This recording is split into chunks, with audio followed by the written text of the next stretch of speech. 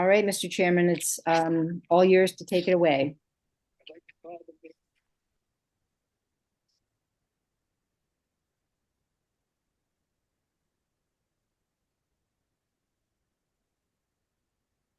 meeting. We're gonna fake stand. Yep, we're all standing in our minds. I pledge Pledge allegiance to the flag of the United States of America and to the republic for which it which it stands, stands, one nation, under under God, God, indivisible, with liberty and justice for for all. all. I know Alexa's looking at us like we're crazy, but it's improv theater, Alexa. No, it's just super Heather- glitchy. It's fine. comments from the public. Heather, can you take attendance so I know who's there, please? Yes. Thank you. Hearing no comments from the public. I assume everyone has reviewed the minutes of the last meeting. Are there any questions? Could I have someone move to approve the minutes? I approve to move the minutes. Camille, Is there a second? Second. and a second by Jeff. Is there any, okay, all in favor, please signal by approving of the minutes by saying aye. Aye. Aye. Oppose. Okay, chairman's comments. I just continuing, I every month say this, but I am awestruck by the schedule of all of what the Youth and Family Service are doing alone or in conjunction with a library or Park and Rec or another group. The children's music program and the summer program really looks absolutely terrific, and I commend all those people that are doing that to reach out to all the kids and the families and so forth. I was happy to join Brittany and Jessica at the police station on April 20. I was very impressed with the two people presenting to people coming to there. And the girls had said that there were lots of people that had come. And I went into the police station. I think it's in a great location. It's not offensive or intimidating. And I think that's a great way to collect, whatever people want to get rid of that's been in their medicine cabinets or whatever people want to get rid of their drugs. So kudos to the police department and Youth and Family Service for doing that. Thank you. I am going to announce something.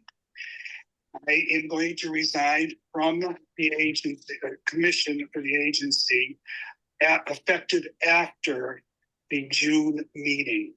I have sent a letter of resignation to First Selectman Kyle Fortuna and Director of Youth and Family Service, Ed McNeil. I'd like to explain why I'm resigning. I have been involved with Youth and Family Service since November of 1990. My first day as the principal of the middle school, there was a meeting over at the agency, and that started me in many different roles. I was co-chair with Gretchen Bushnell, Healthy Community, Healthy Youth. I taught a class in puberty for dads and sons. I just feel personally and professionally, it's one of my greatest highlights of being associated with Youth and Family Service. And I commend again Heather McNeil for continuing and developing it further how great the agency is. And I hope everybody understands that I just think, 36 years in my age, it's time for some young blood. So I will be stepping back after the June meeting. Mm-hmm. Okay, the other thing I'd like to bring up is I've spoken to Jeff Harder, and he has agreed, as you know, he's the only one that spoke up about the chair. And I spoke to Camille Broder today, and she has agreed to take over as the co-chair. And is there anyone else that before we vote on June, is there anybody else that would like to do either of those positions? Hearing none, then those will be our two candidates. And it will be a quick election, and I will be at the meeting. I will run the June meeting, and then at the end, I wish everybody luck. directly support. Okay. Well, Mike, there'll be plenty of time for all of us to tell you just how grateful we are for your contributions to the agency and the community for sure. And I totally understand, and I'm glad that you were able to work with us as long as you were committed to. And I've learned so much, and really your legacy just goes beyond what you did within the school system, but within the community as well. So, we will definitely have more things to say in June, but I'll move forward with tonight's meeting unless anybody else would like to make any kind of comment right now. I was just going to say, I don't want to make you feel self-conscious, but 1990 was that predates me having you as a middle school principal. So, I appreciate your consistency and enthusiasm, and I mean, you invited me onto the commission, and I appreciate that as well. And it is a well-deserved finale, I suppose. So, appreciate it, Mike. Thank you. Thank you, Jeff. Okay. I know we're going to be in good hands with both Jeff and Camille, so thank you for stepping up for service. Okay, I'm going to head into our director's report, and so glad to see Lieutenant Millardo with us and also Terrence. So I'm going to start with summer programming, and I am excited that the registrations are mostly full at this time, the ones that we do kind of classically. Teen Trip Tuesdays are full except for one trip at the end of the summer to Providence Place Mall. Community Service Week started out slow, but that's now full. Safe Sitter is full. We're happy about that. I know that at the middle school, Lisa, maybe you can let me know. I think the middle school is going to be doing a babysitter course next year. So we weren't sure if a lot of kids were going to sign up for this, but we're happy that they did. Do you know? I'm not sure where that landed. I know that was spoken about. Okay. I also don't know if the students know about it yet. So that could be why there's such an interest there, but Yeah. I'm glad that it's full, and we'll take 26, 27 as it comes and see Sure. what happens. Sure. Yeah. Okay. And Mission Ready, which Jessica Wood started for us this year for fourth graders, it's about 60% full. So next year we'll have a group for fifth graders and then the fourth graders. So each year there'll be like a fourth and fifth grade Mission Ready going. So during the summer, the fourth graders coming into fourth grade will be with us, but also we have some activities for the fifth graders who already took part in Mission Ready this past year. And then we have some specialty trips that aren't full now, but that's not uncommon. Sometimes people are late to those, and they're kind of one-day events.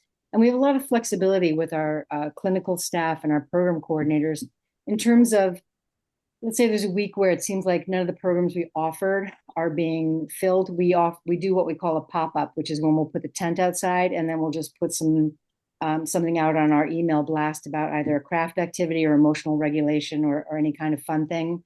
And we usually get about 10 or 15 kids at those. So we have a lot of flexibility where that's concerned. And I think this summer, with Goodwin not having the summer enrichment, there'll be some people who haven't thought through all of the summer planning. So we may get some people who are kind of late to the game, and we'll be able to accommodate them. I do want to let everybody know, in case you have any requests from families, we do have the ability to scholarship students for partial fees. So any kid who wants to be involved, we definitely don't want that to be a deterrent if the family needs some assistance.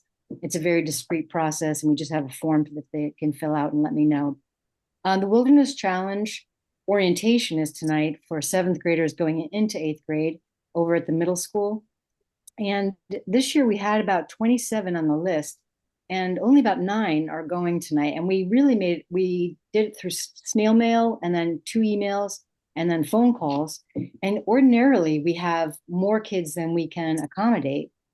So I'm not sure what's going on related to that for this year. The dates for that are June 22nd through the 26th. And again, the meeting tonight is mandatory. So last minute, if you know any seventh grader, they have to show up with a parent or a legal guardian to go to the meeting tonight to learn about the trip.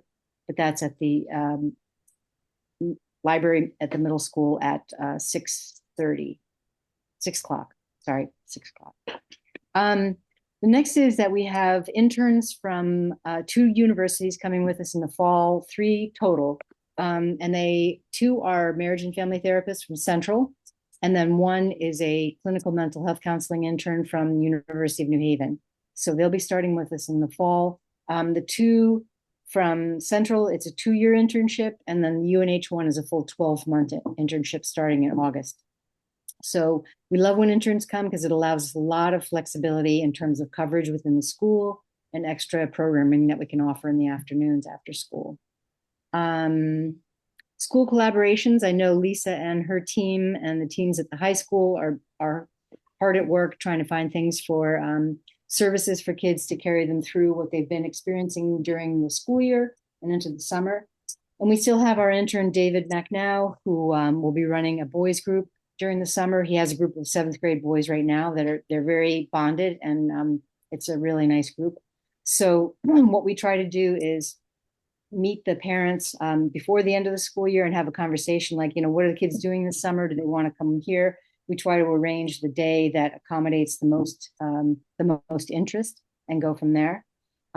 As well as we're proposing a substance abuse prevention program that could potentially take the place of DARE, and working with Lieutenant Stephanie Millardo and the chief and also the SRO from the middle school.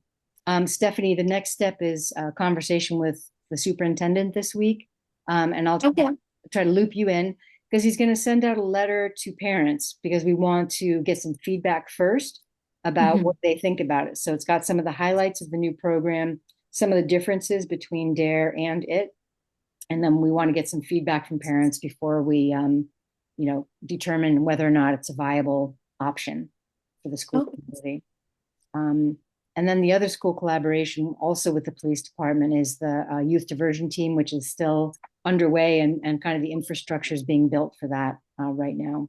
So the chairman mentioned the drug take back day, and maybe Stephanie, you have an update for us, but Detective Williams sent me a picture, and then I'd heard on the PD webpage that they had to empty it 6 times on Saturday. So yes, they've had to empty it quite a few times. So it seems like I'd call that a huge success. yeah, So it seems like it's working out great. great. People are using it, and I know it has the giant billboard which you could see driving on Route 1. So I think it's got the word out, which is great. Great. Okay. Well, we're so grateful that the PD partnered with us, and I know you had most of the heavy lifting on your end, but we appreciate that. And then the last thing I had was to ask about student reps. We usually do try to reach out to them before the end of the school year so that they can attend the first meeting in September. And Alexa, you had somebody, Rosalind, right? Garrett. And then was there anybody else that anybody wanted to put forward? I know Mr. Plotkin was giving it some thought as well. And we'll also have Alexa back next year. Anybody else? How about you, Taryn? Do you have any students in mind? That's I was just trying to think of that. Any kids around the teen center can certainly keep it in mind for those who are going to be moving up. Okay, great. And that's it for the director's report. Mr. Rafferty? Okay. Commission members have anything they'd like to share? Do you have any reports from their people they're representing? Regarding, oops, sorry. Go ahead. No, you go first. I was going to talk about the youth diversion team. Myself and Officer Kostick took the Restorative Justice 101 and 201 class, which are the mandated classes for YDT staff. So we have accomplished that. She also took a youth special topics and training with AI, social media, and gaming for like a crisis intervention team. So we thought that would be a good class to have. So we're still moving in the right direction, and that we have those classes done to continue on with deciding who else is going to be part of the team with all of us. Great. But I want to make sure you knew that, Heather, that we did do that class, so we're good. Thank you. That's great. Thank you. Anyone else? I did just want to mention, we spent some time, and Camille, thank you for being there at the estuary. Brittany and I did an opioid awareness training at the estuary a few weeks ago. And it's an interesting crowd. They're engaged a little bit, but they are really focused on lunch time. So we were there for like an hour and a half, and we had the table, and then when they noticed that we were there, a lot of people came over. We did have medication lock boxes to give away, and I do think it's the kind of thing where we have to go more than one time, so they kind of take notice. It's not just maybe they weren't sure why we were there, even though we had signs and everything. But it may take a little bit of time to kind of break into them. And then this next week, we're doing a training for the Acton Public Library staff regarding Narcan and opioid awareness. So just wanted to thank Camille for being there and her support. Oh, of course. So as far as the Public Health Nursing Board, we are going to have on Friday, May 15th from 12 to 4 at the Vicky Duffy Pavilion. It's a seminar called Thrive Where You Live. And the speakers that will be represented will be from the police department, the fire department, Youth and Family Services. Taryn, I believe, is going to be speaking, the estuary, and Saybrook Village. So that should be a very good informational session, especially for the elderly seniors. There's going to be a lot of speakers so it's from 12 noon to 4. They're going to serve refreshments. I think the speakers start at 12:30. So looking forward to that. Thank you. And also, if you saw an article about Amanda Brower at the Acton Library and the events being planned for the 250th anniversary of America, our department and other departments are doing special events to highlight that year. So we haven't settled on a kind of an idea. So if any of you have ideas for that, and I don't know if Park and Rec is doing something, but they've also asked us to come over on Tuesdays during the summer to do summer readings with little kids. So that's part of our plan too, because early literacy is part of our early childhood education. I forgot also, do you guys know Trent Gerbers? Works for the OSPS, right? Do you know he's an author? He's published 4 books, and his most recent one is for kids 6 to 8 years old. And the minute I saw his interview with Ann Nyberg, I called him up and I said, hey, right? Hey, would you like to be our featured author for One Book, One Town this fall? Because a local author, that's a big deal, right? So yes, I was so honored that he agreed right away, and I'm going to interview him next week, and we're going to be planning. And usually One Book, One Town is around the first week of October. So I'll keep you all posted on that. Great, thank you. Mm-hmm. Super. Okay, any student feedback? Old business. Oh, wait, Alexis. Alexis, go ahead. I attended the wellness day. I know Youth and Family Services participated in some part of that. I was with Crisis Text Line. The kids were very, at least in my group, they were very engaged. It seemed like they really enjoyed themselves. So I feel like that was a really good success. Everyone loved the goats. Oh yeah. Yep.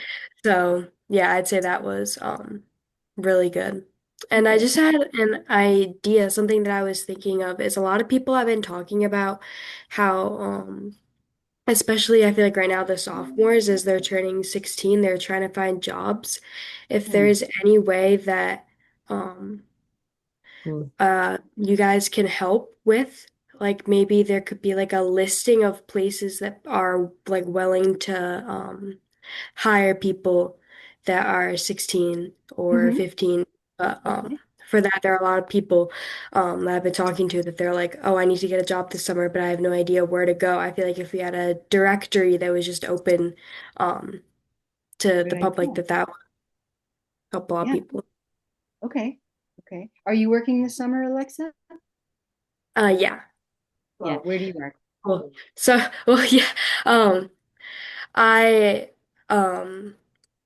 I've applied to a few places. I was working somewhere early in the year, but I left just because school was getting to be a lot with the job. But I might return in the summer, and I've applied to a few places. Great. But I'll definitely be working somewhere in the summer. Okay. I know you're a hard worker. Yeah. Excellent. That's a great idea, Alexa. Let me look into that and reach out to the Chamber of Commerce because they may have a way to really put that together much quicker than us, but we could share it. Angela is sending me a message, so hang on one second. Let me read that. Hang on one sec, Mike. Okay, no problem. Angela says school guidance department and another place within the school used to do a job fair. Does that happen anymore? Alexa, do you know? Not that I'm aware think of. I know aware people do like job fair, or they have job fairs here, but that's more like future careers that come in. Sure. Um, Okay. All right. That's a great idea, Alexa. Thank you. Okay. Are you going to the Wilderness Challenge orientation tonight? You're a former graduate. no. Okay. All right. All right. Anybody else have anything to add? I'll just say my son did the Mission Ready program on Thursdays and rave reviews. So Oh, hope that great. keeps going through the summer and beyond. So yeah, Yeah. Oh, thank you for letting us know. That's great to hear. Yeah, Jessica's really great and very creative, and she and Brittany are a nice team together. for sure. Yeah. All right. Okay, All right. It's yours, Mr. Rafferty. old business. Any new business? Hearing none, could I have a motion for adjournment? I will make the motion to adjourn. Thanks, Jeff. A second? Second. I'll second. All right. Thank you. All those in favor, please say aye. Aye. Have a great month, and we'll talk to everyone in our June meeting. Okay. See you all soon.